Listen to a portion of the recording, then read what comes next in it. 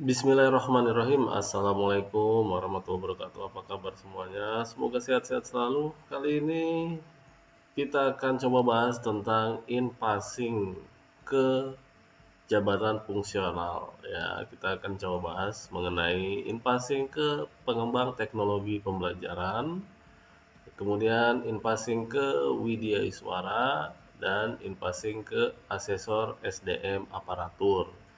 Pertama kita coba bahas yang in-passing ke PTP. Apa itu tugas PTP? Adalah melaksanakan kegiatan analisis dan pengkajian, perancangan, produksi, implementasi, pengendalian, dan evaluasi untuk pengembangan teknologi pembelajaran.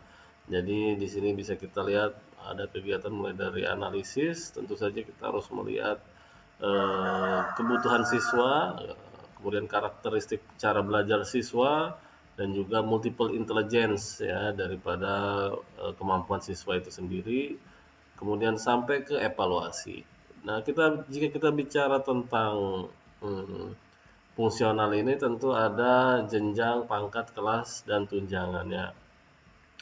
Jadi untuk fungsional PTP ini ada 4 jenjang ya. Pertama, muda, madya, dan utama. Untuk pertama ini golongan 3A sampai 3B kelas 8 ya 540.000 untuk tunjangan jabatannya. Kemudian batas usia pensiun 58 tahun. Dan yang paling tinggi adalah jenjang utama ya kelas jabatan 13 dan tunjangannya 1.320.000 dan batas usia pensiun ini lumayan ya cukup lama sampai 65 tahun. Kita masuk ke persyaratannya ya, berstatus sebagai pegawai negeri, memiliki integritas, sehat jasmani, paling rendah 3A, sarjana, ya, memiliki pengalaman di bidang PTP 2 tahun, kemudian nilai SKP baik selama 2 tahun, lulus uji kompetensi, dan usia 56 tahun bagi PTP ahli pertama dan muda, kemudian 58 tahun bagi ahli madya, dan tentunya harus ada formasi kebutuhan. Dokumen yang dibutuhkan yaitu surat usul dari pejabat ya, yang membidangi SDM, SK kenaikan pangkat, SK jabatan, ijazah, bukti lulus uji kompetensi, ya kemudian nilai SKP 2 tahun, kemudian pernyataan sudah melaksanakan ke-PTP-an selama 2 tahun dan tidak sedang dijatuhi hukuman disiplin, surat pernyataan bersedia menduduki jabatan PTP. Jadi penyesuaian ini atau pengangkatan ke PTP ini guna memenuhi kebutuhan organisasi sesuai dengan ketentuan perundang-undangan dalam jangka waktu tertentu sesuai dengan Permen Pan RB nomor 42 2018 atau Persesjen Kemdikbud nomor 2 tahun 2017. Uji kompetensinya bisa dilihat di www.japfung.kemdikbud.go.id dan ini dilakukan secara daring.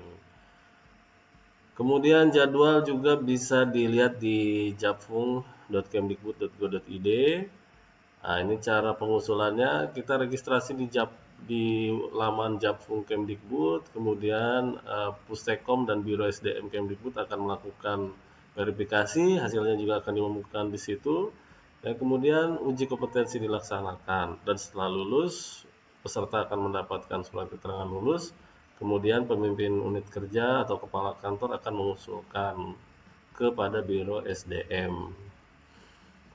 Itu adalah untuk fungsional PTP ya. Kita akan lanjut ke yang kedua adalah Widya Iswara. Untuk Widya Iswara memiliki tugas pokok Dikjati PNS, ya, evaluasi dan pengembangan diklat pada lembaga diklat pemerintah.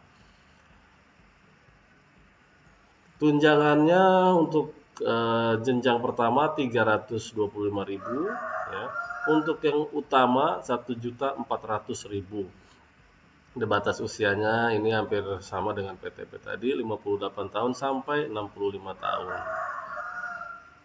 Persyaratannya tersedia formasi kebutuhan, berijazah minimal S2 yang telah diakui oleh instansi, pangkat paling rendah adalah 3B, memiliki pengalaman dalam bidang jabatan widya suara 2 tahun baik secara berturut-turut maupun akumulasi, lulus uji kompetensi dan nilai SKP baik selama 2 tahun. Kemudian usia paling tinggi 56 tahun untuk pertama dan muda, 58 untuk madya. Ini dokumen administrasi yang harus dibutuhkan ya kalau berminat ke inpassing ke widya suara, surat usul dari pejabat, kemudian fotokopi SK kenaikan pangkat, SK jabatan, ijazah, nilai SKP, kemudian surat pernyataan sudah melaksanakan kegiatan kewidyaisuaraan selama 2 tahun, surat keterangan lulus uji kompetensi. Ini sesuai dengan aturan di Permen RB nomor 42 2018 dan Perkalan nomor 10 2017. Metode uji kompetensinya pretest online dilakukan di unit kerja, kemudian dilakukan di LAN ya, ujian tertulis, micro teaching dan wawancara. Jadwalnya bisa diklik di www.siwi.lan.go.id ya. Biasanya ini 3 kali jadwalnya, April, Agustus dan November.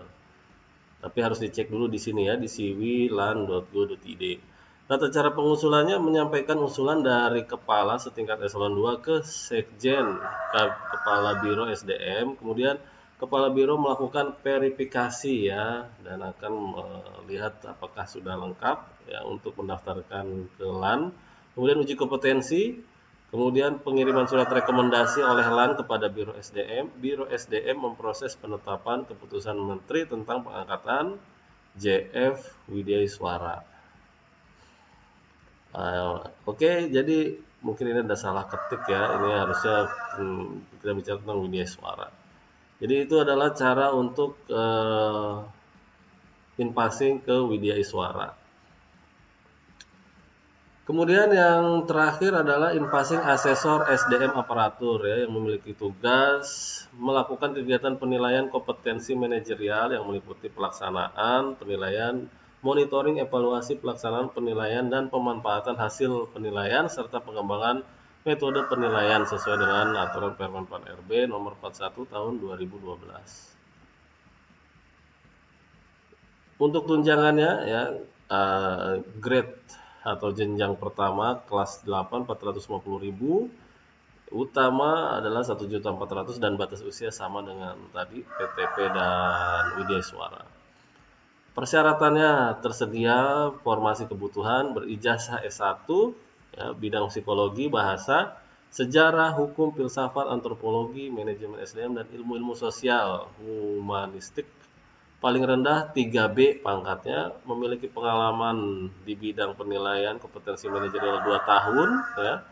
Kemudian dibuktikan dengan telah membuat paling kurang 5 laporan ASASE. Kemudian lulus uji kom ya. Tapi dikecualikan bagi yang telah mengikuti dan lulus seleksi diklat asesor SDM aparatur.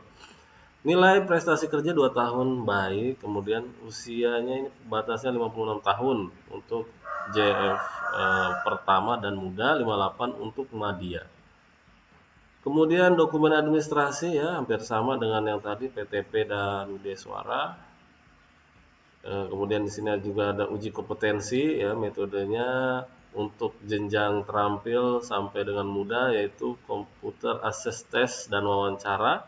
Madya itu portofolio ya, kemudian ada biaya 100.000 per peserta. Bisa dicek di www.bkn.go.id ya, tapi ini sudah lewat ya, tapi siapa tahu nanti ada pembukaan lagi, bisa cek aja di www.bkn.go.id.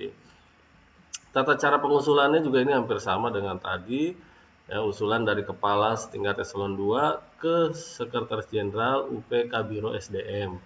Nanti Biro SDM melakukan verifikasi persyaratan dan meneruskan ke BKN. Kemudian ada uji kompetensi di BKN, kemudian rekomendasi oleh BKN kepada Biro SDM. Biro SDM memproses keputusan Menteri tentang pengangkatan asesor. Jadi ini adalah cara-cara untuk inpassing. Ada beberapa perbedaan ya. Ada yang mengharuskan menggunakan SK CPNS PNS ya untuk dokumen administrasinya, tapi hampir sama ya untuk prosesnya ya, hampir sama prosesnya. Ada nilai SKP 2 tahun, Jadi bagi teman-teman yang ingin berpindah atau in passing ke jabatan fungsional, bisa dicek informasinya ini ada di laman sdm.kemdikbud.go.id ya. Di sini ada tata caranya, kemudian nanti bisa dicek untuk PDF-nya seperti ini. Oke, terima kasih. Semoga bermanfaat. Jangan lupa klik subscribe, like, dan jika ada pertanyaan tulis di kolom komentar. Sampai bertemu di video selanjutnya. Mohon maaf bila ada kesalahan. Wassalamualaikum warahmatullahi wabarakatuh.